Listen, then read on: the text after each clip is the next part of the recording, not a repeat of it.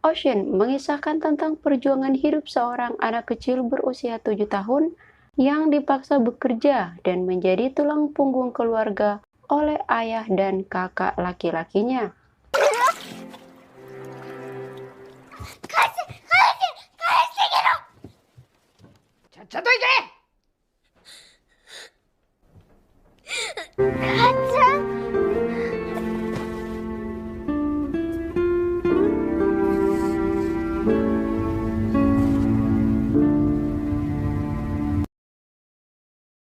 Assalamualaikum warahmatullahi wabarakatuh.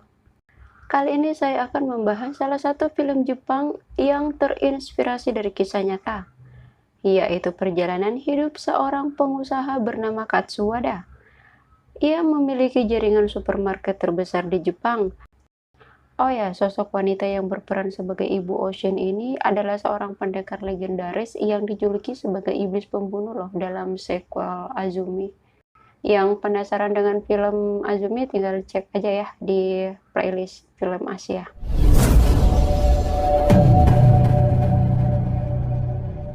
Berlatar belakang tahun 1907. Saat itu Jepang mengalami krisis ekonomi dan pangan, termasuk keluarga Ocean. Saat sedang makan malam, ayahnya tiba-tiba berkata bahwa mulai besok Ocean akan bekerja di rumah keluarga kaya di desa tetangga. Mendengar itu, nenek dan ibunya terkejut. Mereka tidak setuju dengan keputusan itu, karena Ocean masih berusia 7 tahun. Ocean pun berkata sambil tertawa, bahwa ia tak mungkin bekerja karena ia masih kecil dan harus bersekolah. Si abang lantas berkata bahwa keluarga mereka sudah tak bisa lagi membiayai sekolah Ocean, karena tak memiliki uang. Meskipun selama ini Ocean membantu ibunya mencari uang, namun semua itu tak mencukupi kebutuhan keluarga. Sang ayah dengan tegas berkata, jika Ocean tak ingin melihat keluarganya mati kelaparan, maka ia harus bekerja. Ocean mencoba meminta pengertian pada ayahnya, namun hal itu malah membuat ayahnya marah. Lah, kenapa harus Ocean yang kerja? Terus abang sama ayahnya ngapain? Lanjut, keesokan harinya, di tengah cuaca bersalju dan udara dingin, sang ibu nekat mencari ikan di sungai. Semua yang melihatnya meneriakinya termasuk Ocean agar segera naik. Air yang begitu dingin membuat ibu Ocean pingsan. Warga setempat segera menyelamatkannya. Ocean terlihat syok melihat apa yang baru saja dilakukan ibunya. Malam pun tiba. Ayah Ocean yang baru saja pulang bukannya sadar diri, malah memarahi istrinya yang nekat masuk ke sungai. Setelah kejadian itu, Ocean pun sadar bahwa kondisi ekonomi keluarganya sedang tidak baik-baik saja. Ia mengutarakan niatnya untuk bekerja. Meskipun sang ibu memarahi dan melarangnya, Ocean bersikeras untuk bekerja demi menafkahi seluruh keluarganya. Keesokan harinya, keluarga kaya tempat Ocean akan bekerja datang menjemputnya dengan membawa beras sebagai upah kerja Ocean selama setahun. Si abang yang gak tahu diri tanpa rasa iba kepada adik kandungnya berkata agar Ocean mempersiapkan dirinya untuk bekerja keras. Dasar beban keluarga. Sebelum pergi, nenek memberinya uang 50 yen untuk bekal Ocean. Tibalah saatnya Ocean berangkat. Sang ibu dengan penuh derayan air mata dengan terpaksa melepaskan putrinya yang baru berusia 7 tahun untuk menjadi tulang punggung keluarga karena keputusan suaminya.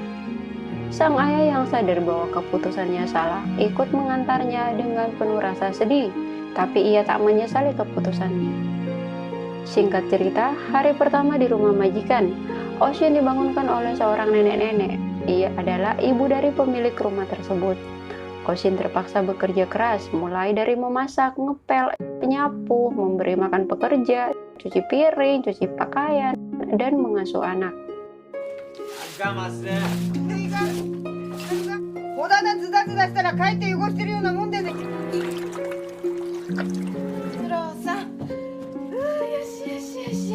Ia tak boleh makan sebelum semua pekerjaannya selesai.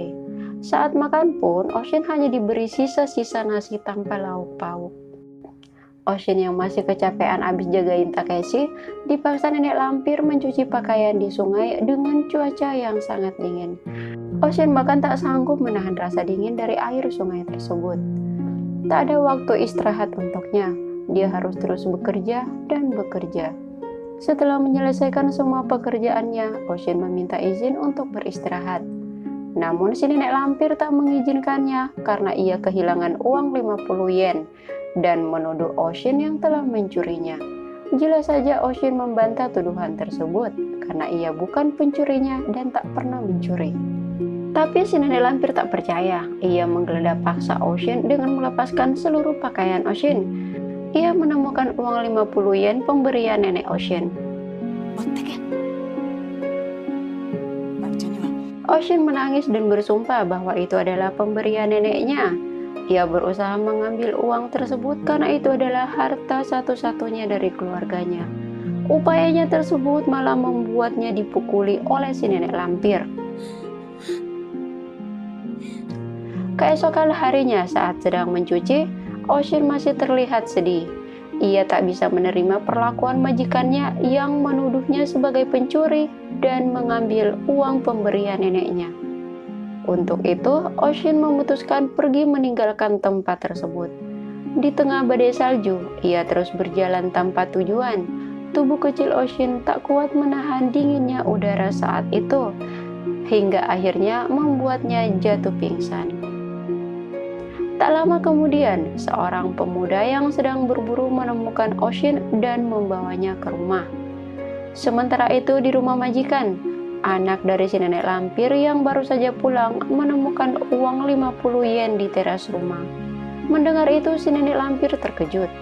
Meskipun sadar bahwa ia telah melakukan kesalahan terhadap Ocean, namun ia tak peduli dan meneruskan makannya tanpa memikirkan keadaan Ocean. Kembali ke Ocean, ia dirawat dengan baik oleh Shunsaku dan seorang kakek-kakek layaknya anak kandung. Jadi si Shunsaku ini dulunya bernasib sama seperti Ocean ya. Si kakek lalu menolongnya dan mengangkatnya sebagai anak. Lanjut, Ocean merasa sangat bahagia. Akan tetapi kebahagiaannya hanya sesaat saja. Karena di keesokan paginya, kedua pria itu berniat memulangkannya ke rumahnya. Ocean menolak untuk pulang dan ingin tinggal bersama mereka. Mendengar itu, Shunsaku menjadi kesal. Ia ingin Ocean segera meninggalkan rumah mereka. Namun Ocean terus memohon untuk membiarkan dirinya tinggal bersama mereka. Ocean berjanji tidak akan menyusahkan mereka dan akan menjadi anak yang baik. Ia berkata bahwa ia bisa mengerjakan pekerjaan rumah dengan baik. Melihat keteguhan Ocean, Shunsaku pun luluh. Mulai saat itu, Ocean selalu mengikuti Shunsaku, meskipun Shunsaku bersikap dingin padanya. Malam itu, penyakit Shunsaku kambuh. Trauma dan bekas luka di tubuhnya membuatnya kesakitan. Tubuhnya mengalami panas yang tinggi. Ocean ke sungai mengambil air untuk mengompresnya. Saat siuman, sang kakek meminta Shunsaku untuk berterima kasih pada Ocean karena telah merawatnya semalaman. Mendengar itu, Shunsaku menjadi terharu dan mau menerima Ocean. Keesokan harinya, Shunsaku mulai mengajari Ocean membaca dan menulis. Ocean.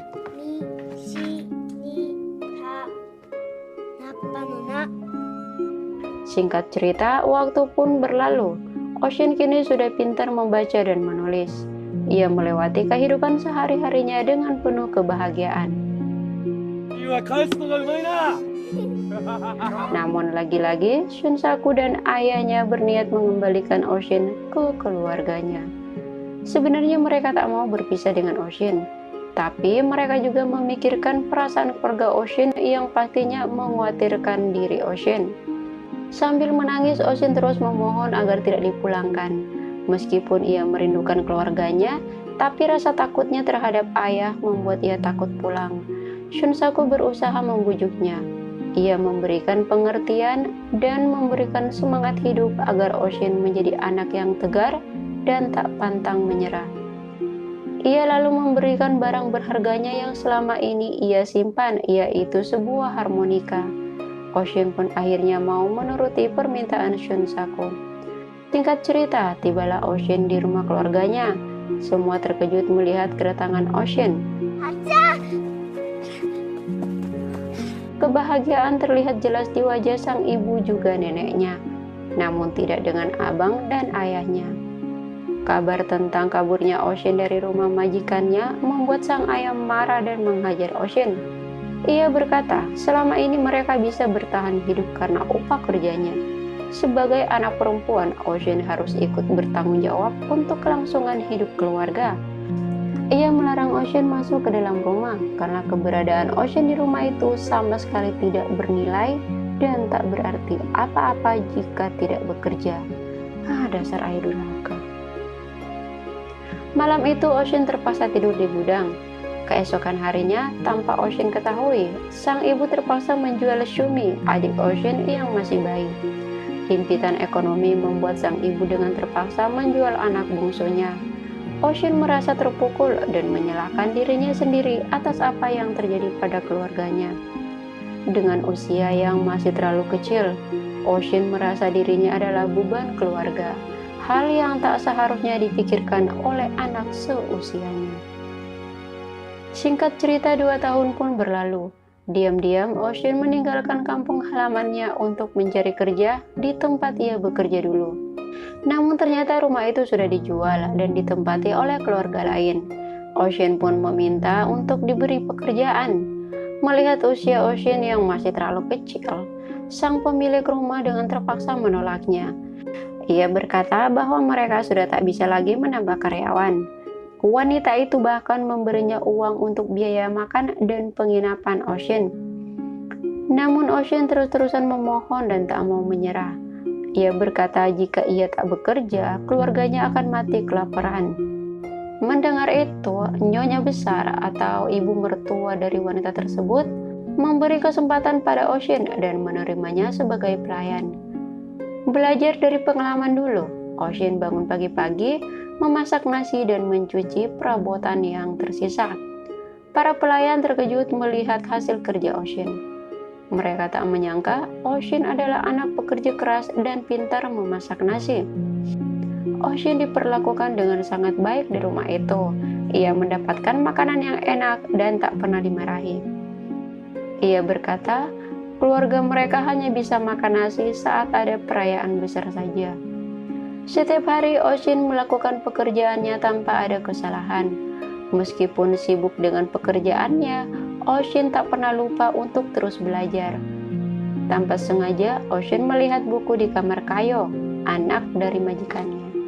Ocean lantas mengambil buku tersebut dan membacanya. Tak lama kemudian, majikan memanggilnya. Ocean yang keasikan membaca, lupa mengembalikan buku Kayo. Sepulang sekolah, Kayo mencari bukunya. Ia melihat buku tersebut ada pada Ocean. Mengetahui hal itu, ibu Kayo memarahinya karena berani masuk ke kamar anaknya tanpa izin dan mencuri buku. Kejadian itu lantas dilaporkan kepada nyonya besar. Mereka memintanya memecat Ocean. Nyonya besar tak langsung memenuhi keinginan anak dan menantunya itu. Ia memanggil Ocean meminta penjelasan atas perbuatannya. Ocean berkata, ia tak berniat mencurinya. Ia hanya ingin membacanya saja. Mendengar itu, seluruh keluarga kaget. Karena mereka berpikir tak mungkin Ocean bisa membaca, apalagi pada masa itu hanya keluarga terpandang yang bisa bersekolah. Nyonya besar lantas menguji Ocean. Ia meminta cucunya memberikan buku itu pada Ocean. Apakah benar Ocean bisa membaca atau tidak? Ocean pun menuruti kata nyonya besar. Dan seketika itu juga seluruh keluarga sangat terkejut. Ocean ternyata bisa membaca dan ia tidak berbohong. Setelah kejadian itu, nyonya besar memutuskan untuk tidak memecat Ocean. Dia juga meminta Kayo agar meminjamkan semua buku miliknya pada Ocean. Menurutnya, Ocean adalah anak yang cerdas dan berbakat. Hal itu tak boleh disia-siakan. Keputusan nyonya besar membuat Kayo marah, namun hal itu tak membuatnya merubah keputusan. Kerja keras dan keramahan Ocean membuat semua pelayan menyayanginya. Tak disangka, hal itu malah membuat Kayo cemburu. Ia lantas menghampiri Ocean yang sedang bermain harmonika. Melihat itu, Kayo memaksa mengambil harmonika Ocean. Karena itu adalah harta paling berharga pemberian Shunsaku. Ocean tak tinggal diam. Ia berusaha merebutnya. Kayo yang kesal mencoba menghancurkannya. Ocean lantas mendorongnya hingga membuat Kayo pingsan.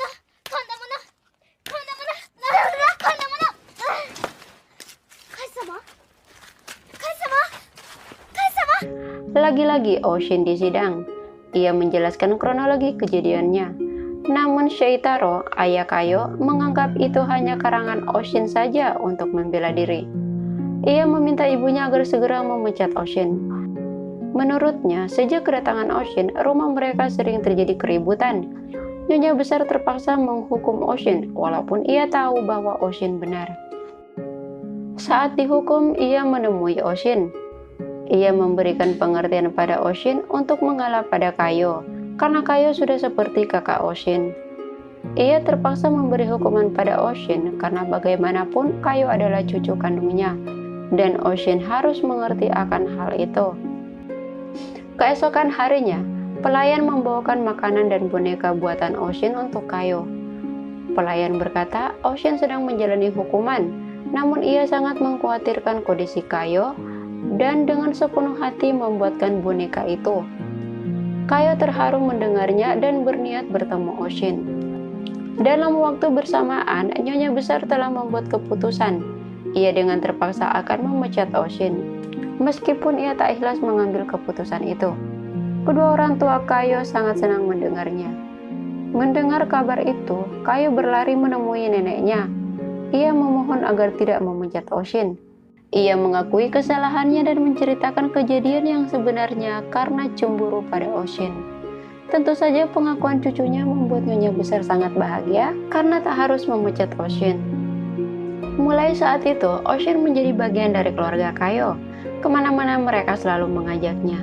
Ocean yang mulai menikmati kebahagiaan di rumah Kayo harus kembali bersedih ketika melihat ibu kandungnya menjadi wanita penghibur. Sang ibu kaget melihat Ocean mendapatinya dalam keadaan seperti itu. Keceriaan Ocean berubah drastis sejak saat itu. Ketika ayah Kayo pulang, ia berkata bahwa ada wanita penghibur yang terus mengikutinya sepanjang perjalanan pulang.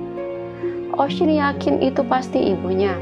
Saat semua orang sedang tertidur, Ocean memberanikan diri untuk keluar mencari ibunya. Dan benar saja, tak jauh dari rumah Kayo, sang ibu telah menantinya. Mereka pun berpelukan. Ocean berkata ia ingin tinggal bersama ibunya, namun ibu tak ingin itu terjadi. Apalagi ia mengetahui bahwa Ocean diperlakukan seperti anak sendiri oleh majikannya. Ia ingin Ocean terus berusaha menemukan kebahagiaannya dan menjadi orang sukses suatu hari nanti. Selamanya ia akan tetap menjadi ibu Ocean dan tak akan pernah melupakannya sambil memeluk erat putrinya. Ia menjelaskan pada Ocean, ia terpaksa mengambil pekerjaan tersebut demi kelangsungan hidup keluarga. Sesampainya di rumah, Ocean menangis sejadi-jadinya. Ia membayangkan nasib ibu dan keluarganya di kampung. Ternyata Nyonya besar mengetahui pertemuan Ocean dan ibunya. Ia lalu memberi pengertian dan mencoba menghibur Ocean. Ia meminta Ocean untuk tidak menangis dan menjadi anak yang tegar.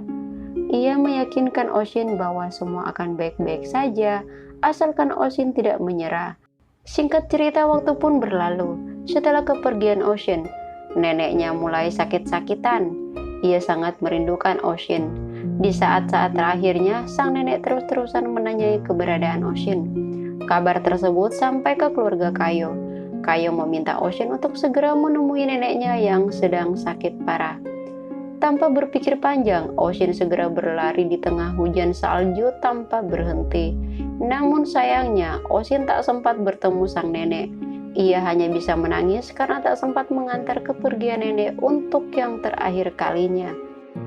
Keesokan harinya, Ocean dan ibunya berdoa untuk nenek. Ibu lantas memberikan hadiah terakhir nenek untuk Ocean, yaitu uang 50 yen. Ocean memperhatikan ibunya yang begitu tegar menghadapi beratnya kehidupan. Ia akhirnya mengerti akan semua ucapan ibunya dan memeluk erat ibu sambil berkata, "Kelak dewasa aku ingin menjadi seperti ibu." Kacang no kode igatta. Orega nantoka sukura. Di akhir cerita, terlihat Ocean kembali ke keluarga Kayo dan tamat. Semoga kita bisa mengambil pelajaran dan menjadi inspirasi bagi kita semua untuk tetap berusaha, terus berjuang, tak berlarut-larut dalam kesedihan, dan tak berputus asa. Dari film ini kita bisa melihat bahwa hidup adalah perjuangan. dan butuh kerja keras untuk bisa meraih kesuksesan. Oke, sampai di sini dulu cerita hari ini. Jika suka dengan video ini, boleh minta like-nya ya. Sampai jumpa lagi di film-film berikutnya. Wassalamualaikum warahmatullahi wabarakatuh. Bye-bye.